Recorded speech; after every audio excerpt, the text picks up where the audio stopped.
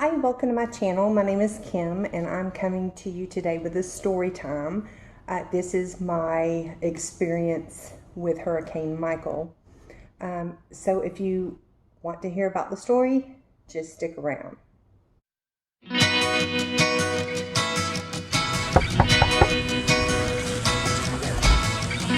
come on in.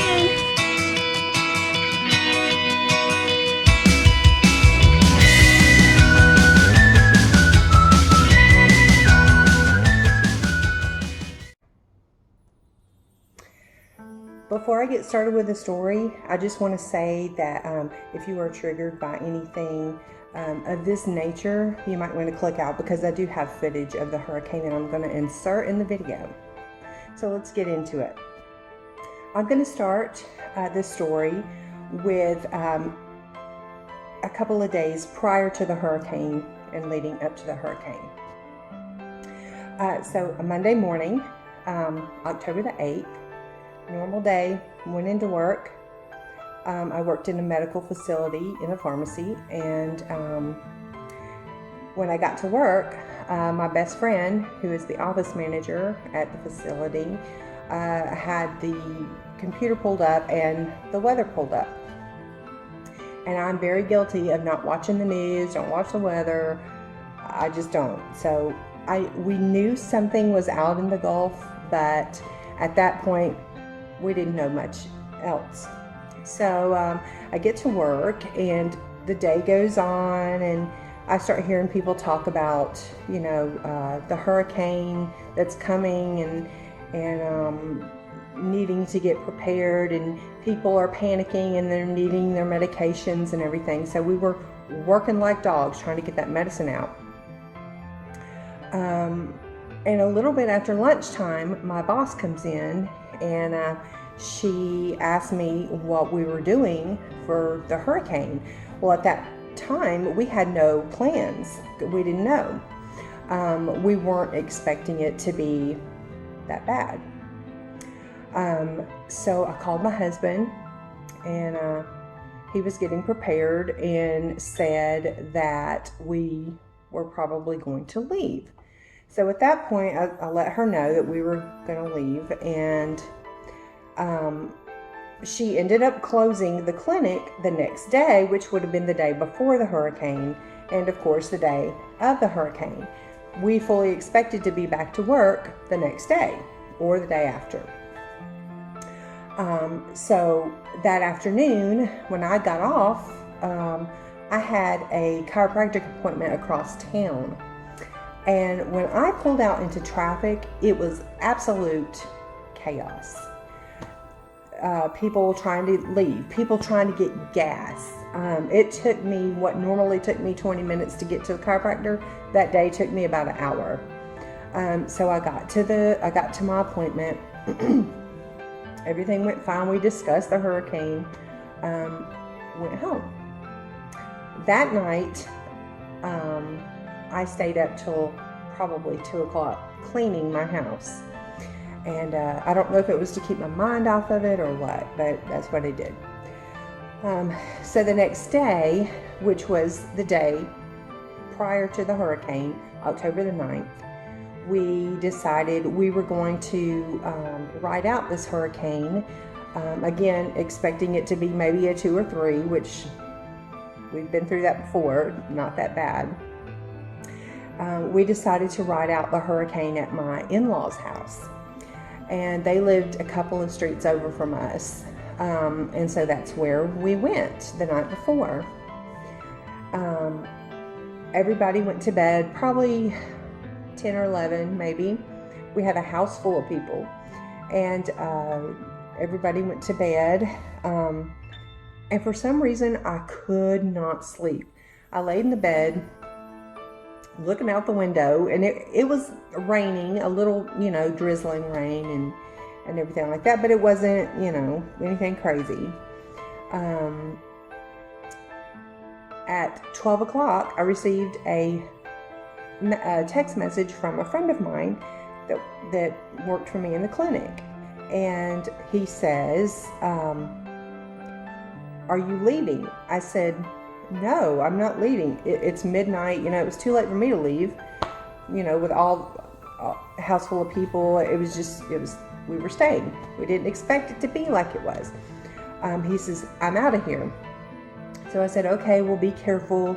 At this point, it was still going to be a 2, maybe a 3. Excuse me. So I said, okay, be careful. That was the end of that. So a couple hours later, I'm still up scrolling Facebook, and I get another text from my best friend, office manager at work.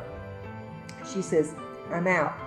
Are you staying? I said, no, we're staying. Go ahead, be careful. So she left. And at this point, I'm like, well, 2 people have asked me if I'm leaving, and they're leaving. What's going on? Is it escalating? What's going on? Well, at this point, everybody was in bed. My internet connection was not the best there, so I couldn't really look up stuff. I guess I could. Maybe I was just scared too. Unbeknownst to us, this hurricane was escalating. It was going from a 2 to a 4, just overnight. So when we got up the next morning, normal morning, it was kind of rainy out. Wind wasn't blowing. It just looked like it's a rainy day. So we get up, we have just enough time to fix breakfast for everybody and clean up the kitchen. And we had lawn chairs in the living room, and we were camping out in the living room, just looking out this big window that she had in her living room. And I'm going to insert some footage right here. Not too bad right now. Pretty calm. Well, I know it's going to get worse, but it's not too bad right now.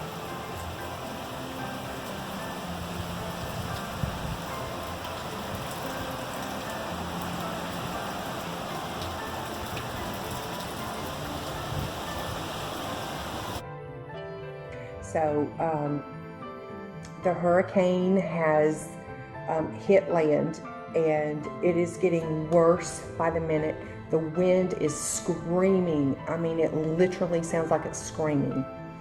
And we started hearing this banging, and we go out to the garage where this banging is coming from, and the garage doors are literally breathing. They're going, they're literally breathing. For whatever reason, all the men that were there in our group grabbed these 2x4s because we knew that the doors were about to blow in on this garage. And my in-laws had just moved in this house and had a ton of antiques in the garage. This is a very stupid move. Don't try this. But they all had 2x4s, and they were trying to hold this garage door up and keep it from blowing in with these 2x4s. Here's some footage. Y'all just leave it.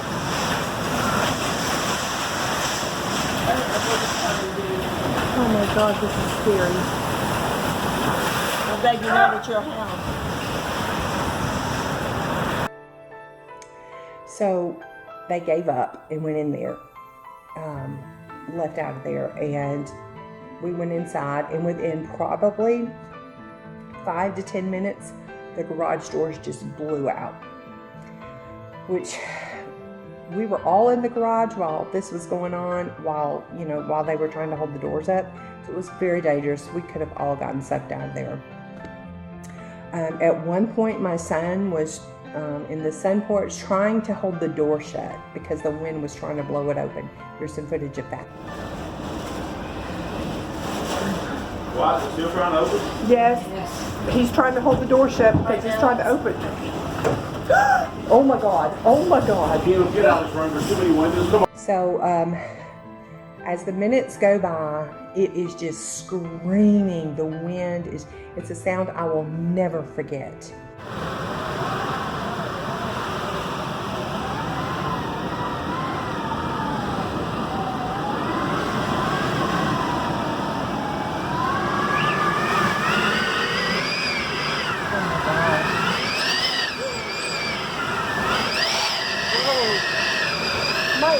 popping. Are y'all serious popping?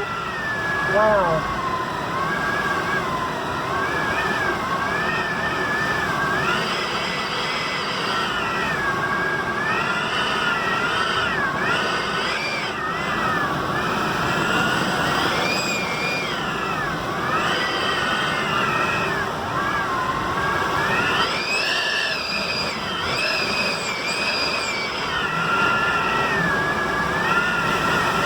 The garage collapsed. The garage collapsed.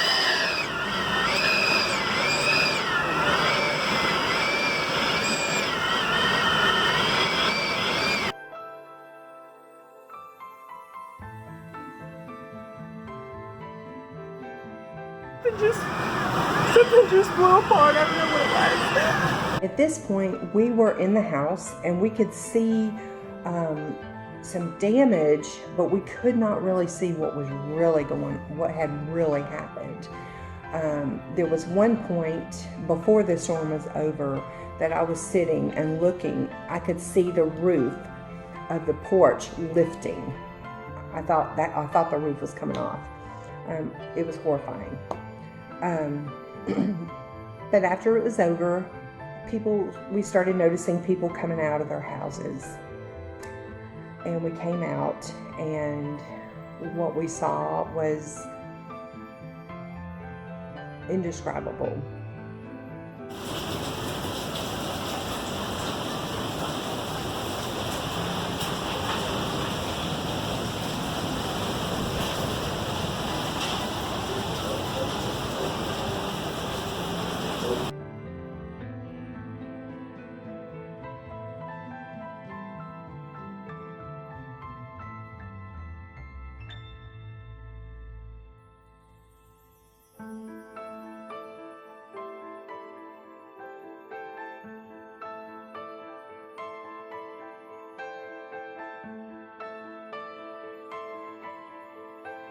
Here too, but there were people just walking around like zombies.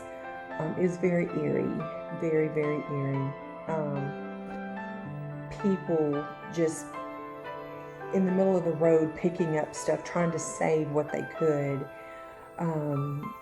There were like I said, power lines. It was a very dangerous situation, but people were out in the street walking around in it. There was a railroad cars that were literally turned over on their sides. So what we later found out, the winds were sustained at 160 miles per hour, which made that a Category 5 hurricane. Nobody was prepared for that. Nobody expected that. We were able to get in our cars and maneuver to our house to see the damage. However, a 2-minute car ride turned into about 45 minutes. And then we had to, once we got there, we literally had to park our car. I had to park our car and walk to our house. And in order to get even down our street, we had to climb over pine trees. The trees were just like this over the road. You could not get by. Power lines, trees. There were cars, campers, boats flipped upside down in the road. What we later found out, but there was about 7 or 8 tornadoes that spun off into this hurricane and just destroyed everything. As we got closer to our house, we could see the apartments that were in front of our house were completely demolished, leveled. And you could tell that was tornadic. That wasn't, just from hurricane winds, which hurricane winds are nothing to play with, especially at 160 miles an hour. But you could tell that it was tornadic. And the closer we got to our house, we could see that there was a big limb through our front window. Our deck was full of metal Metal had come off of our roof. There was metal in trees, just twisted metal in trees. It was very eerie. We had to literally clear a path so we could get up to our front door. We were very blessed in the fact that we lived in a mobile home, and we were very blessed that we were able to salvage most of the stuff in our house. But of course, the windows were completely busted out. Everything in the house was soaking wet. It was just, we knew that our house was done for. It wasn't as bad as a lot of people had it, but it was done. Of course, no power, no running water. And this no power, no running water went on for weeks and weeks and weeks. So that was my experience with Hurricane Michael. It was very, it was like a war zone. That's the only way I know how to describe it. Sirens, 24/7. You can hear them in the distance. It's very eerie. No power, no water, like I said. People were having to look for food. The Red Cross would drive by and hand out food. A lot of people were affected that day. A lot of lives were changed, including ours. Which leads me to how we got to Knoxville. My husband and I had dreamed of living in Tennessee for 2 or 3 years, and we had a 2-year plan. We were going to pay off our debts and in 2 years move to Tennessee.